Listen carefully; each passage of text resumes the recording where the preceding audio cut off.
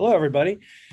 Welcome to a Civil Conversations episode. My name's Greg Olson, and I am the founder of GROWL Agency. And better yet, we have Wayne Hare and Bill Gwaltney on the show today. And I'm going to turn over there. How are you gentlemen doing? Doing great. Doing well in Oakland, California. Thank you. Oh, well. So while we get started here, why don't we have Wayne, I'd like you to kick off. We've done so many of these shows. Bill, you've been a great guest on this show also. And in the past, we've got 7 or 8 of these, I think, going on now, Wayne. You're doing a tremendous job telling these stories. But I thought, Wayne, I want to hear it from you. Tell our listeners a little bit about who you are, Civil Conversations project that you started, and then introduce Bill. Hey, thanks so much, Greg. Yeah, I'm Wayne Hare. Along with a few other people, we founded a nonprofit.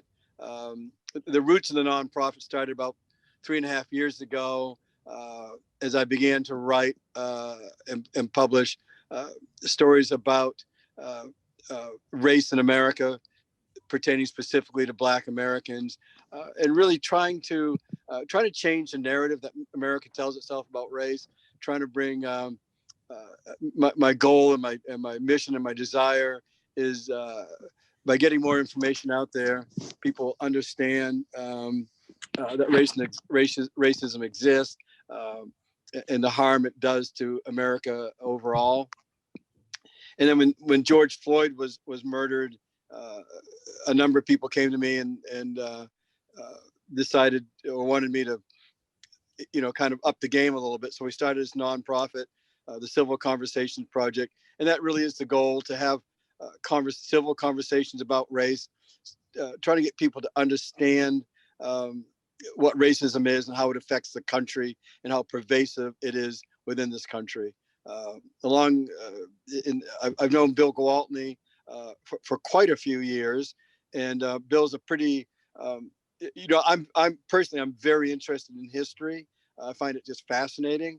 But I don't think I would even say I'm an amateur historian.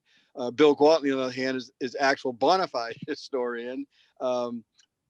Amongst other credentials, Bill is past president of the African American Museum Curators Association. Bill was a historical consultant to the U.S. Congress in the development of the Smithsonian's African American Museum on the Mall. He was a historical consultant to Danny Glover and Denzel Washington's movie Glory. He was is the founding commander, might be his title, of the reenactors of the Massachusetts 54th Infantry. Let me know if I get that wrong, Bill, who played a dominant role in the Civil War. Bill's a reenactor himself, a direct descendant of Buffalo soldiers, and a bunch of other things. So, Bill, just fill in what I left out. But thank you both for being here today.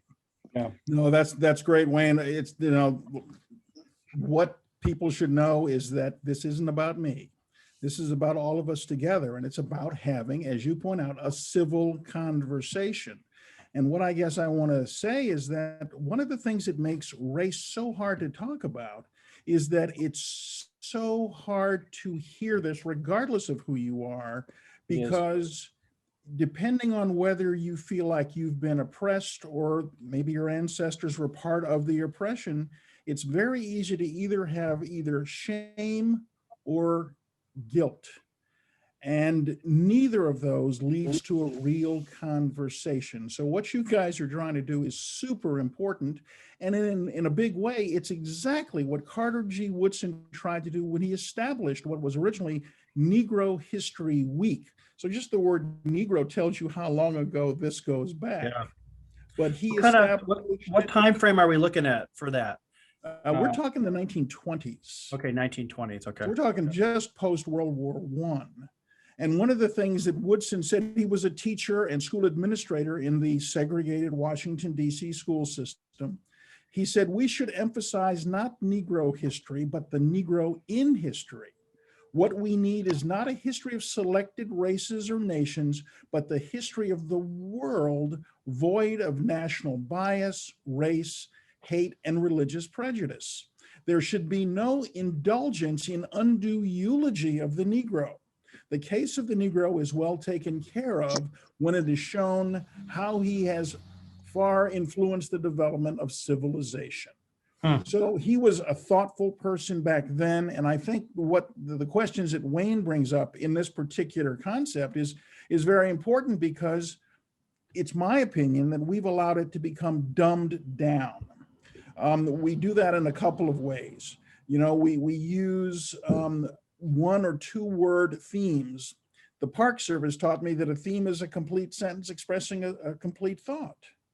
So when you have a sentence, you have a beginning, a middle, and an end. You have a point that you're going to. When you just say stuff like, this year's theme is the Black family, you really haven't helped me understand what you mean by that, what you'd like me to understand about that, what areas of depth you'd like me to pursue in that.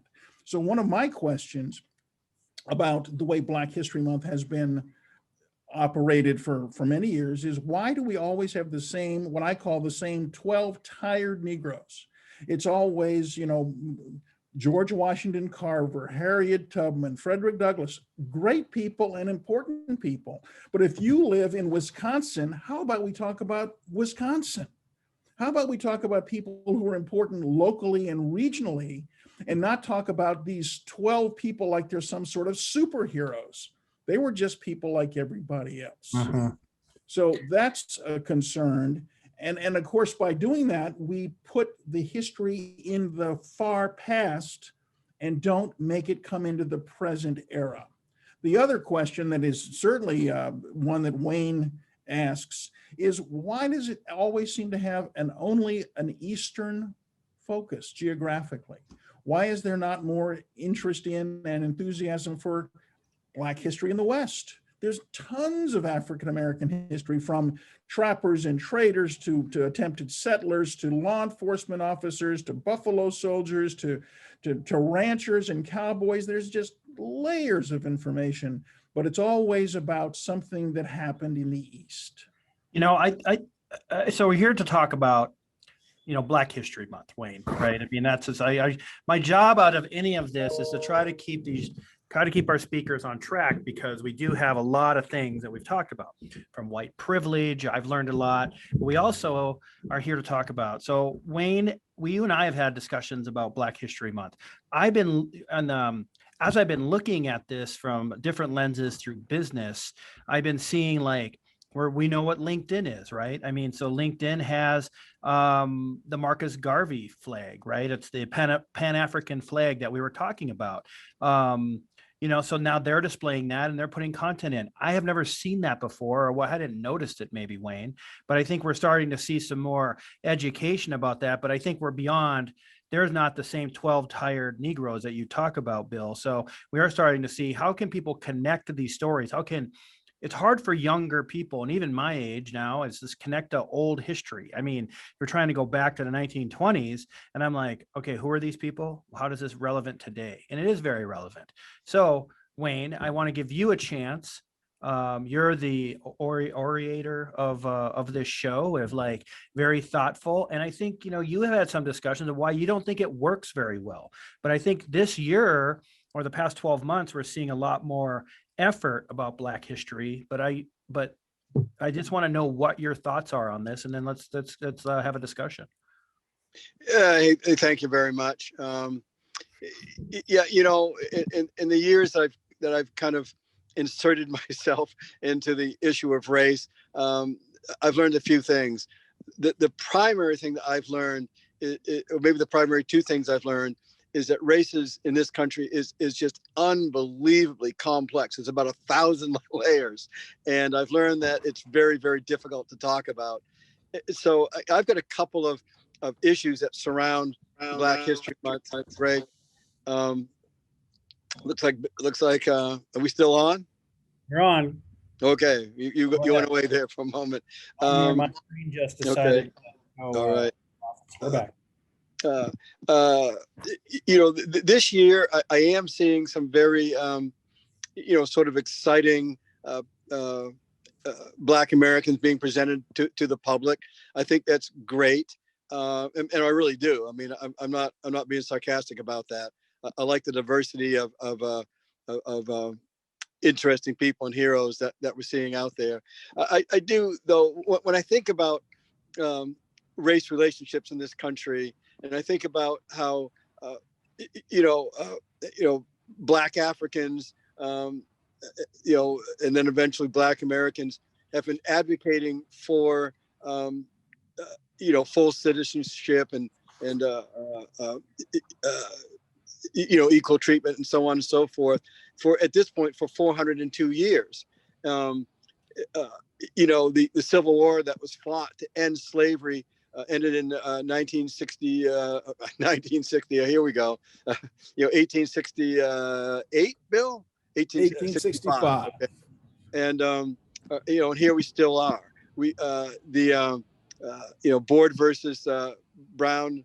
Board of Education versus Brown was decided for equal education in 1954.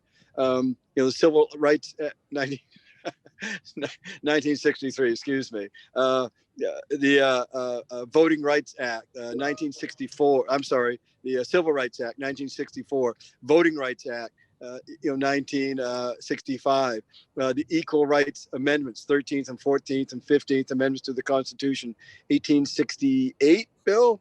66, 67, 69, I think. Yeah. And so here we still are, just chipping away, and I'm just trying not right now, not to be angry or emotional or use any bad words, like, how come we're still chipping away at this? I'm 71 years old, 55, 60 years ago, I was hearing people say, well, gee, let's not push it. Let's not try to make this happen too fast. I'm kind of wondering, when might this happen, that Black Americans, have an equal place in this country? And so my frustration is that once a year we carve out a month. We go, okay, this is Black History Month. We'll honor Black Americans and their contribution. I wonder a couple things. Why isn't it, since we're Americans, why isn't it just part of American history instead of carved out, and then forgotten? And even the month, I'm seeing these corporations hang banners saying, honoring Black History Month, and I'm wondering, are you doing anything besides hanging a banner? Banners are good, but I'm a big believer that well done is a much more important and a better compliment than well said. Yeah. A banner doesn't mean very much for me. So I am, kind of with Bill there. I'd like to see different people, really truly interesting people that Americans can relate to, honored. But I'd like to see this be, not just carved out for and pretend that we pay attention to it for 28 days. Of course, we did pick the shortest month, and just have it be, just have Black history, that people don't have to go someplace to take a special class or pay attention to it.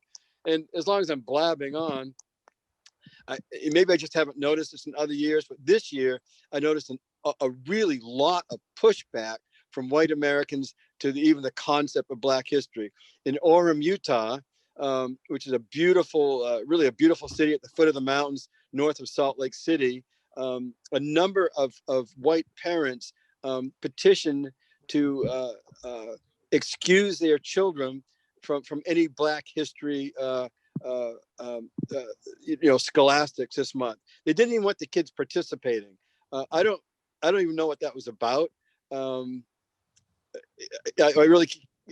just can't imagine what that was about. But whatever it was about, that's a sad and disturbing,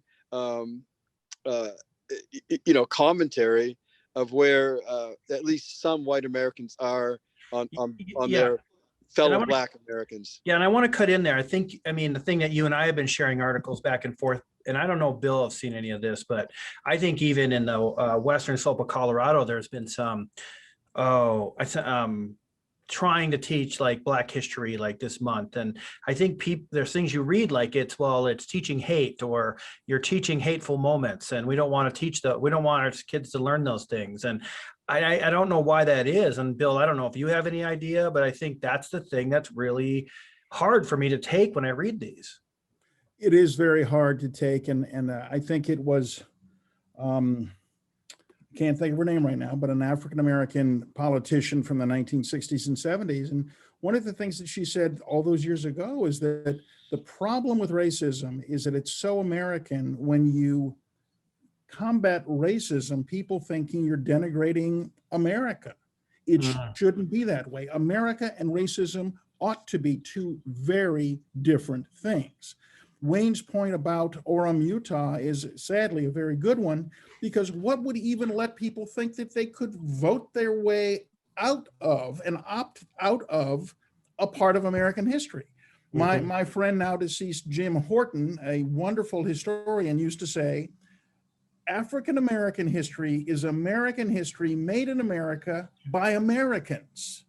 This is not some strange other. We're not talking about the history of the planet Xenon here. We're talking about Americans, people who have been here for centuries, and who all they want is the full rights of citizenship under the U.S. Constitution. Well, they're more American than I am. I mean, that's what I'm saying. It's like, that's the point. And I think, but we're not gonna, I mean, how do we, moving forward, how do we continue to have this discussion and change it if we're afraid to talk about it in schools, or we're, like Wayne talked about, we had Aspen's ski company, I think last month or the month before, we talked about we have to do more than hang Black Lives Matter or whatever banner, right, Wayne, up on up. So I think we're really trying to, push the moment. So those are great discussions. I know Wayne's got a moment. He's got his hand up, but go ahead, Bill.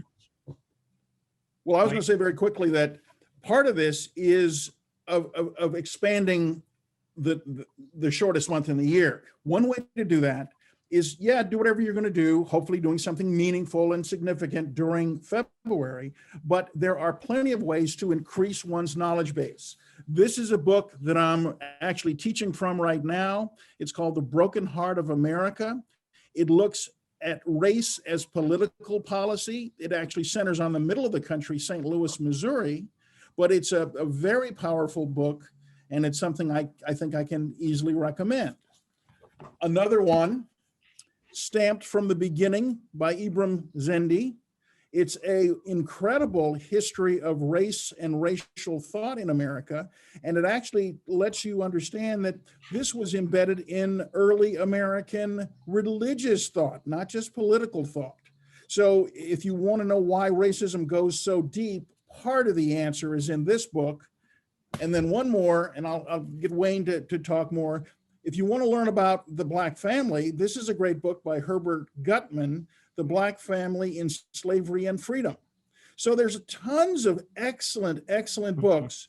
The information has been out there. It's just a question of accessing that information.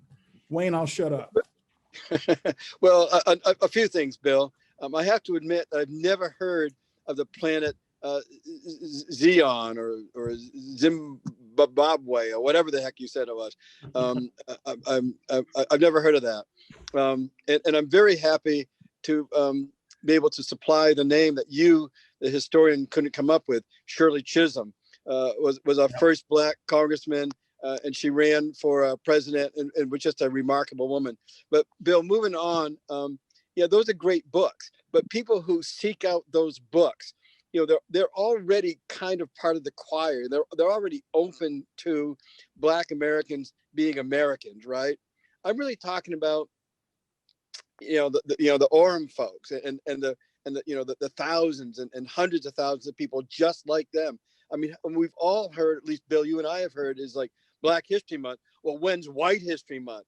And it's like, well, one answer is it's the other 11 months of the year, but the real answer is it's all 12 months of the year. We don't really have a Black History Month.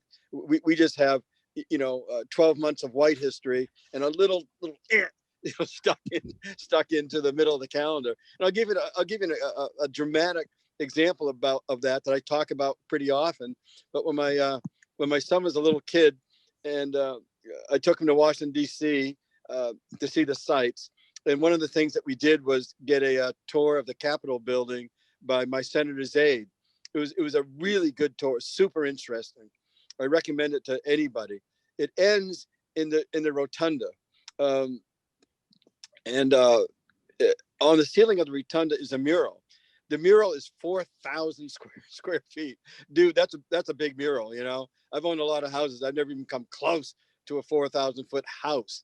And the aide points, you know, with great pride up at the mural in this building built with slave labor, right? Standing underneath the Statue of Freedom that was partially designed by a black man who wasn't free. And he points up at the mural very proudly, depicting the entire history of the United States. You know, so, you know, I'm kind of obligated to look up. I look up. And then after a while, I'm, you know, really looking up and going, and finally I asked, hey, is there anybody up there that looks like me? And so, gee, he shuffles his feet. Everybody looks up and they all shuffle their feet. And after about 20 minutes of looking up, the answer is no. And so that's really what I'm talking about. Like why would we expect people to pick up a book about Black history when they go to the Capitol building and the U.S. government is saying, in essence, Black history it didn't even happen in this country. It doesn't matter. You know, pay attention to the white guy on the white horse, or maybe the Chinese guy building the radio, or the railroad, or the noble savage, you know, confronting the military. But Black Americans, yeah, there's not even any such a thing. So we have such a, you know, we shouldn't be, you know, 402 years after we got here, you know, 165 years, whatever it is, after the war to end slavery ended, we shouldn't be here. We should be way beyond where we are. How we get there, I don't know. Well, I think we're all trying. Well, I think, you know, one thing I want to say, and gentlemen, I'm going to say we have about a 10-minute mark here. Okay, so set your timers. So one thing I think we have is we're doing these types of shows. I think there's more and more of them out there. We have and for the listeners, this will be recorded, but you can check out thecivilconversationsproject.org to learn more what Wayne is doing out there. We also have recordings on growlagency.com/CCP. So we're asking people to get involved, be more alert to the fact, again, educate, you know, maybe invite Wayne to have a talk at your community or your, you know, those things. That's what we're trying to do, is get these movements going. And Wayne, I want to bring up one thing, and I shared this with Bill. And here's that logo we're talking about right here. See on LinkedIn, if anybody can see my screen, you know, so we have honoring Black History Month. These are the things I've not seen in the past as much. You know, we might have had a little story, but when I go on here, you know, there's different changes where we're just talking through more, I call it maybe more modern, connections to, you know, the Black community of what this brand, LinkedIn, well-known, is doing. So again, here's this flag. We were talking about that, Bill. So I don't know if either of you have any comments. Here's an example of a large tech corporation, you know, reaching out. Now, what do they do after this? I have no idea, but I agree with you, honoring Black History Month, and then March 1st, it goes away. You know, how do we keep honoring this to keep educating so it sticks with us? So I don't know if anybody has any comments on that, but I just wanted to share that for the viewers. Well, I mean, I've got a couple of comments, and I'm sure Wayne does too. I think part of it is what does happen when February is over, but part of it too is that I believe American teachers need more training, more comfort in helping young people understand these stories. You just, you know, you can't wait until you're 25 and turn on PBS and watch some documentary. It's gotta be American history. In fact, I think that everybody from Carter G. Woodson to Morgan Freeman look forward to the day when we don't need a separate Black History Month. But right now, we very much still do. We lack a comfort with complexity. We favor comfort over controversy, and we just are not comfortable with being uncomfortable. And you know, these are hard conversations to have, but we've got to train ourselves as people and as Americans to have them. because otherwise nothing will change. And what I think Wayne's talking about is there are plenty of people who are ready to stick their fingers in their ears when the word Black or African American comes up. We can't do that anymore. This is American history. I look forward to the time when that flag, the Garvey Black national flag, is replaced by the United States flag. That's good points. So Wayne, I don't know. I mean, I just wanted to bring up a couple points that I'm noticing that I haven't noticed before. You've helped me kind of open my eyes to these conversations, right? And I think, you know, we have to keep pushing the ball forward uphill. You know, and I know we talked about southern states and it's going to be very challenging, but there are certain ways I think that how do we get, you know, by what you're doing, is helping get momentum and starting to it's almost like, Bill, we're reteaching history, because some of the history books, as we've talked about in previous shows, they're not even correct, right? So there's been those, we won't go into that today, but I know the lawsuits in Florida we talked about, and you know, those types of elements have really caused a lot of controversy, right? Because kids are taught, like, I wasn't taught that. And we've had that conversation, Wayne, and might've been with you, like what I was taught in school was not, you know, I'm now learning things that were never taught to me. So those are the key points. So I guess, Wayne, it's like, as you start to see things like LinkedIn and they're starting to say, hey, we want to not just put the flag up, we also want to put some content behind here to educate, you know, use our power, our reach, our things like that to start doing something. Is that effective if more companies started doing that? And would it be more effective, of course, if, you know, GROWL started doing it more on an ongoing basis, month after month, versus just Black History Month, is what I think you're going to say. You don't know what I'm going to say. I can guess. I don't know how heated you are right now. Is your air on? I just want to make sure you're cooled down, because, you know, no, but yeah. I mean, what do you think? I mean, we try to give advice, Wayne. I mean, it is very controversial. I know that you want to see change happen, and maybe there's positives in certain areas we have seen, but as more we do this show, the more frustrated I become, because it doesn't seem like things change very easily. And I think that's what you see. So I just wanted to show examples of things I notice in my day-to-day, what things I use.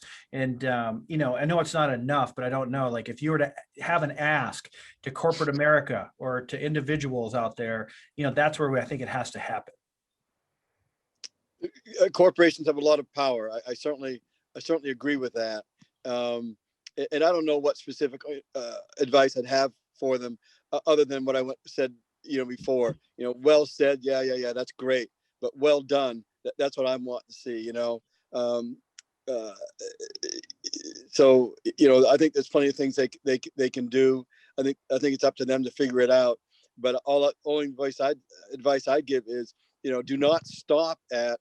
If you're going to stop at hanging a banner, don't hang the banner. Yeah. I don't care about the damn banner. I do want to go back to a little bit what Bill was talking about, what teachers should be teaching.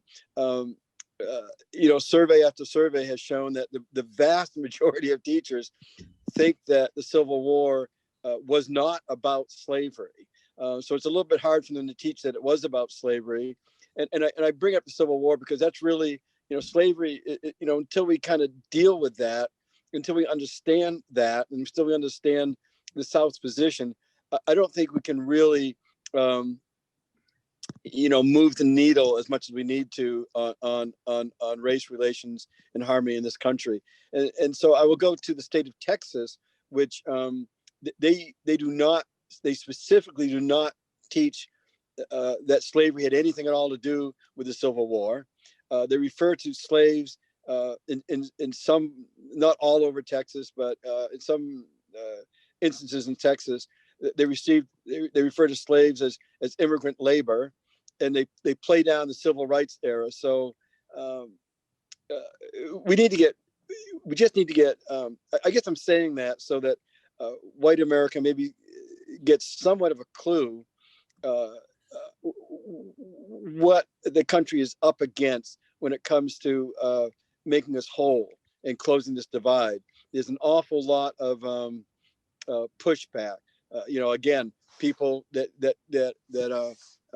try to keep their kids from even learning Black history. So Black History Month, you know, I mean, I'm certainly not against it, particularly when we have more than just the same. There used to be when Bill first was talking to me, it was 10 tired Negroes. Now it's up to 12.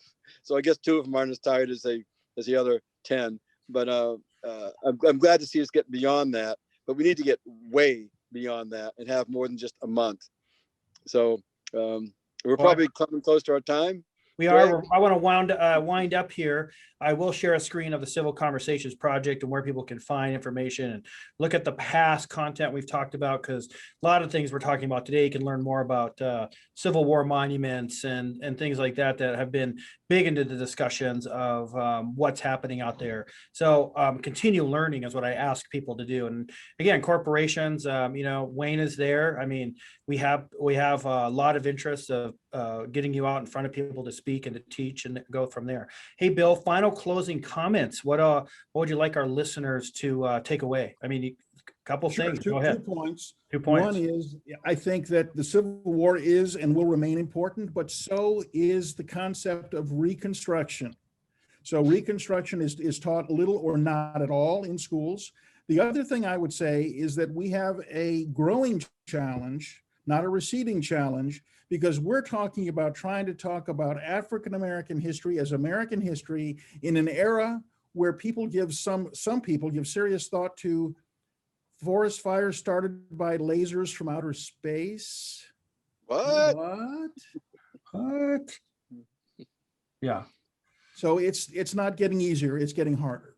Yeah, I agree. There's a lot of messaging that we have to go through. So Bill, thank you very much for that. Wayne, do you have a closing comment, quote, song? I know you're all the way out. Thank you for being in your RV, and I know you're out in the West Coast helping with manage like the vaccine, the super centers for vaccines out there. So you're always giving, you're always working hard. So any closing thoughts? Do I have an hour?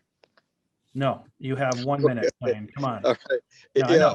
No, Greg, I don't know if I have any real deep, penetrating words of wisdom. I do.